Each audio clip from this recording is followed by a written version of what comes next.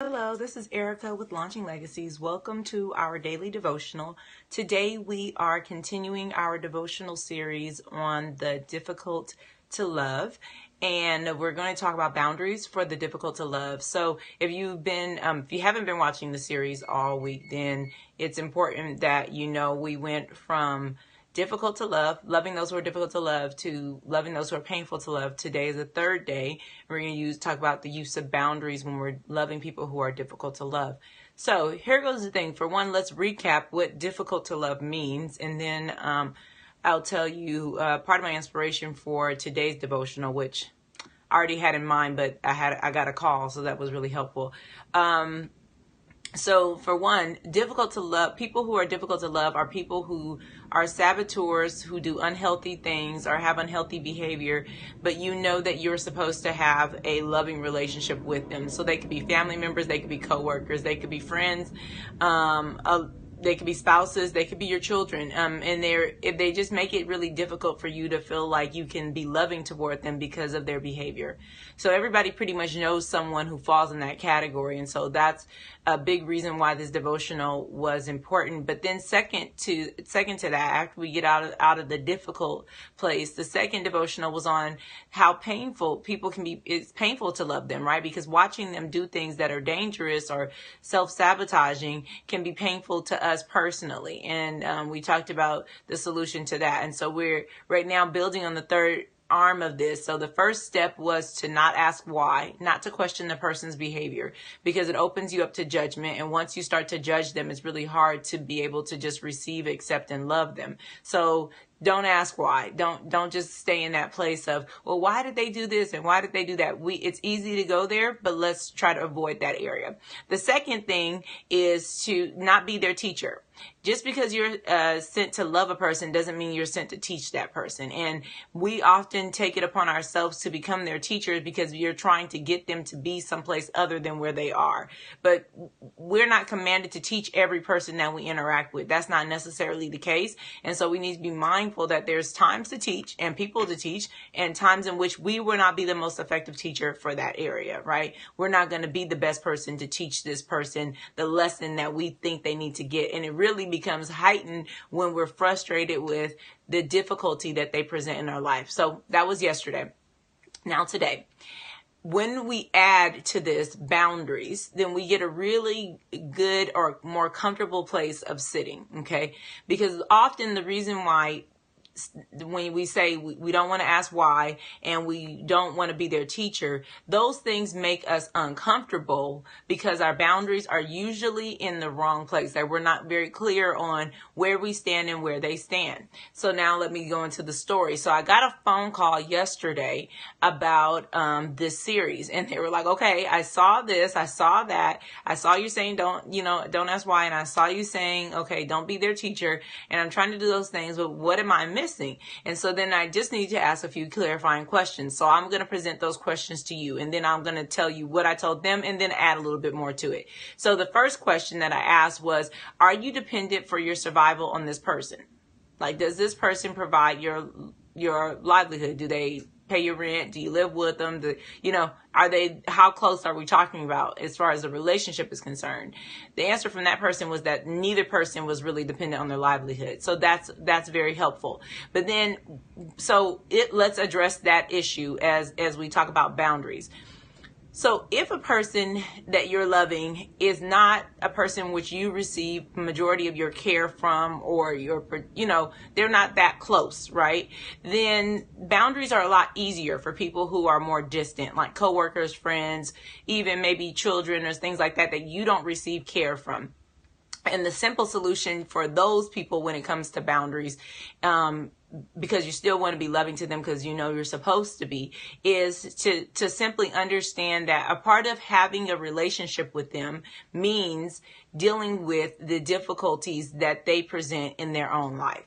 Okay, so for example, if we're talking about a friend and the friend is just not healthy, but you really feel like you're supposed to be a friend to them, well, maybe you are supposed to be a friend to them. I won't argue with that idea, but being a friend to them may look very different than being a friend to a person who is healthy. In other words, you might be their friend, but they may not have the capacity to be your friend. And so you have to set your boundary line with the idea that you don't need to expect them to be friendly to you, be good to you, be healthy for you, because they've already demonstrated that that's a problem for them. And because you're not their teacher, you're not going to guide them into a place of understanding. So you can be friendly to them. You can be kind to them. You can be generous to them. But what you want to be mindful of is that if you do that, you are doing it just for generosity's sake, just for friendship's sake, just for the sake of altruism. You're giving, okay? You're not setting yourself to receive, because what happens is when we find people who are difficult to love, we find that we feel unloved by them.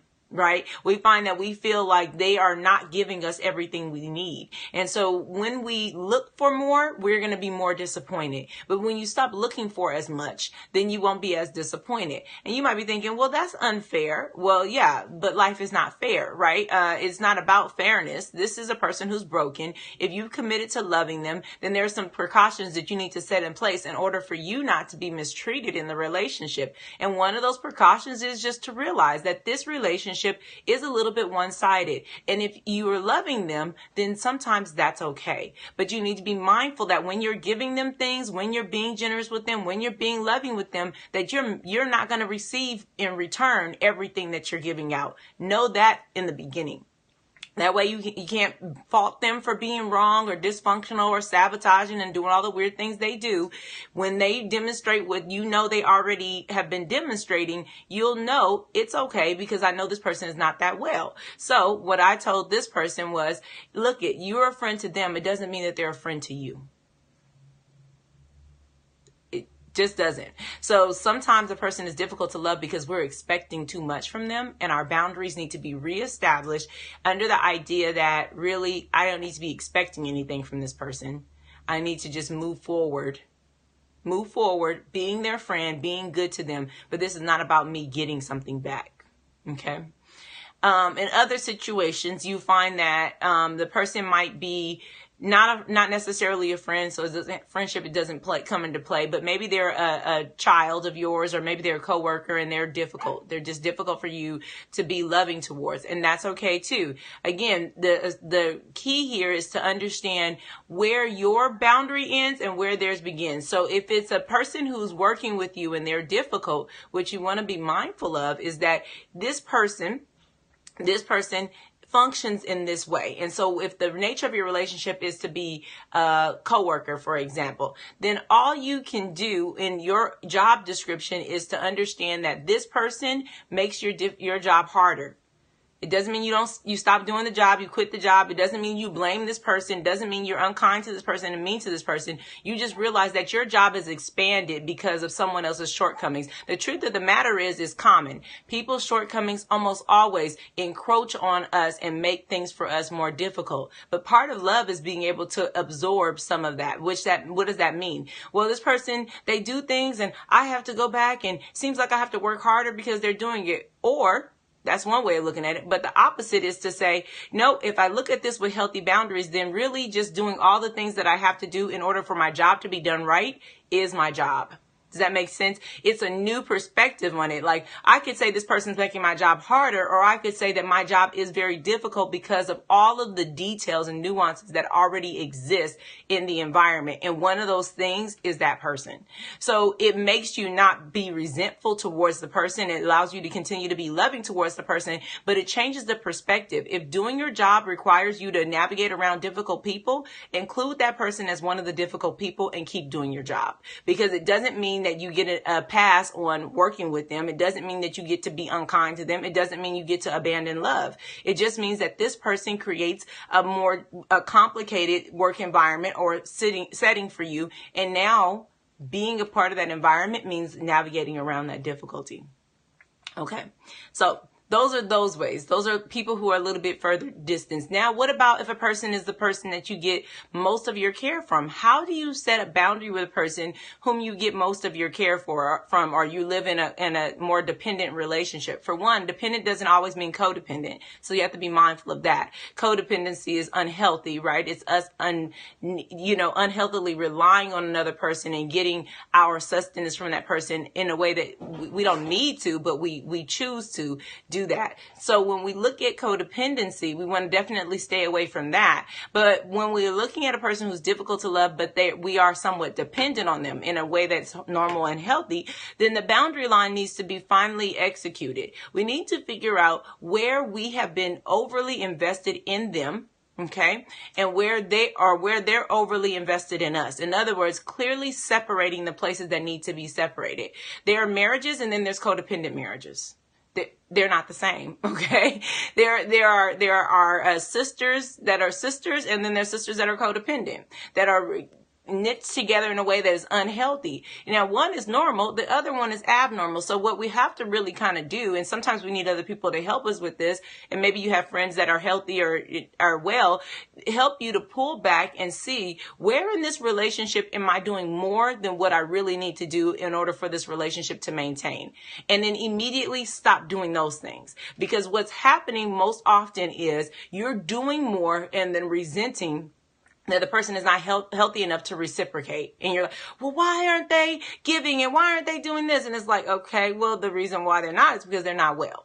And because you're not their teacher, and because you're not asking the why questions anymore, you need to abandon the whole idea of what they're doing right now and figure out how to make yourself well. Doing the things that make you healthy is what's going to help you to continue in love with that person. That's just the way that they behave. You don't have control over that. Making peace with that is a good idea. And then thirdly, the last place of boundaries is sometimes you need to reevaluate whether or not you are really supposed to be tightly knit with that individual. Because some people are choosing to do it because of their tendency to enable. They're choosing to have a relationship because of their own dysfunction. And if that person needs to also evaluate, am I choosing this because I have a problem? Like I'm addicted to helping people and maybe I need to not be? I don't know.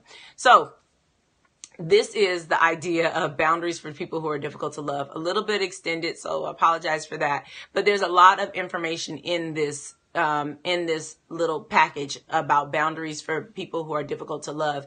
But I want to leave you with this, that in Proverbs, wisdom is established by setting healthy boundaries. And if we look at Proverbs 15, it says that a short or a soft answer turns away wrath, but grievous words stir up anger. In other words, our behavior helps us to recognize whether or not we are going too far in the direction of even trying to do good. Okay. So even if we're trying to resolve something, if we start getting all riled up and worked up and too engaged and too involved, we actually create a bigger problem. But if we're able to give a soft answer, if we're able to calm down, if we're able to control ourselves, then we can give an answer that is more neutralized. And in that neutralized anger, we find ourselves getting what we needed the whole time. You want somebody to be healthy? Basically, set healthy boundaries for yourself, because it's in you that the difficulty really is starting to manifest, not necessarily starting with them. I'm praying for you. I hope that you're praying for Launching Legacies as well. We are going to continue this devotional series, and we're going to talk more about how this all kind of wraps together and what it looks like in a illustration. So if you join us tomorrow, we'll talk more about this loving difficult people, painful people, and so on and so forth, and what that looks like. I'm excited about it. I'm praying for you. Like I said, I hope that you're praying for us, and we hope to see you again tomorrow. But until then, be blessed.